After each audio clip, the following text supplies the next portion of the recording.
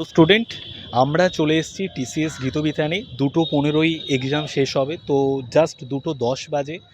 যারা পরীক্ষা দিল এই শিফটে, কেমন পরীক্ষা দিল, কটা অ্যাটেম্প্ট করতে পারলো, সেই প্রশ্নগুলোই আমরা স্টুডেন্টদের সামনে করব।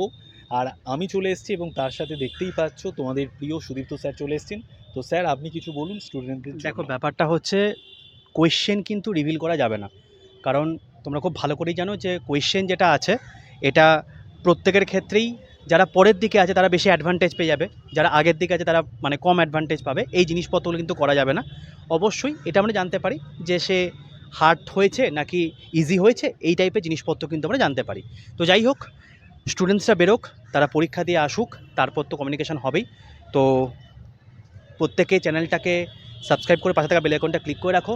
6:15 বা 6:30 নাগাদ আমি এই চ্যানেলে আবার আসবো।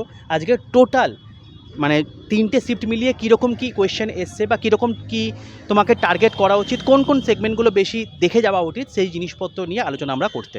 ওকে ভাই, চলো।